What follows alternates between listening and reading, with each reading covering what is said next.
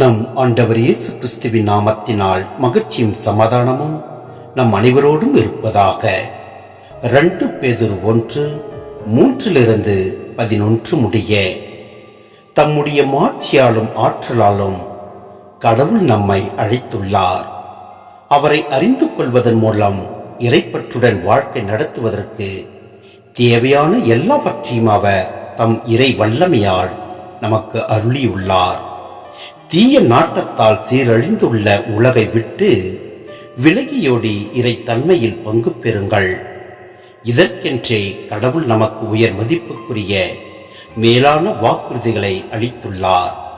ஆகையால் நீங்கள் உங்கள் நம்பிக்கையோடு நற்பண்பும், நற்பண்போடு அறிவும், அறிவோடு தன்னடக்கமும், தன்னடக்கத்தோடு மன உறுதியும், மன உறுதியோடு இறைப்பற்றும், இறைப்பற்றோடு சகோதர நேயமும், சகோதர நேயத்தோடு அன்பும் கொண்டு விளங்குமாறு முழு ஆர்வத்தோடு முயற்சி செய்யுங்கள். இப்பண்புகள் உங்களுள் நிறைந்து பெருகுமானால் நம் ஆண்டவர் இயேசு கிறிஸ்துவை அறிந்துள்ள நீங்கள் சோம்பேறிகளாகவும் பயனற்றவர்களாகவும் இருக்க முடியாது.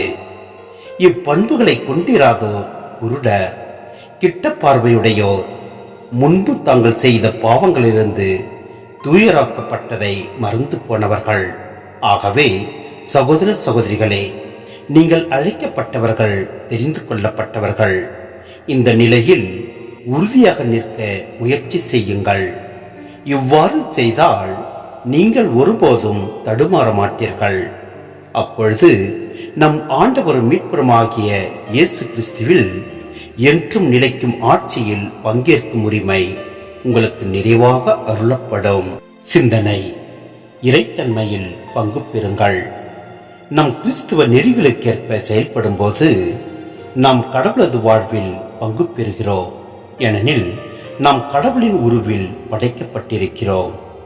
இயேசு தமது உலக வாழ்வில் கடவுளுக்கு உகந்த வாழ்க்கை எது என்று காட்டி, உங்கள் வானக தந்தை நிறை உள்ளவராக இருப்பது போல் நீங்களும் நிறை உள்ளவர்களாக இருங்கள் என மத்தேயு 5:48 அறிவுறுத்தியதற்கேற்ப நாம் வாழ்வதும் இறை தன்மையில் பங்கு பெறுதல் ஆகும்.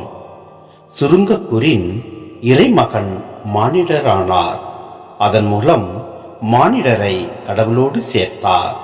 எனவே நாமும் நம் ஆண்டவரை போன்று இறை நம்பிக்கை வைத்து அவர் வாழ்ந்த வாழ்க்கையை நாமும் வாழ முயல்வோம்.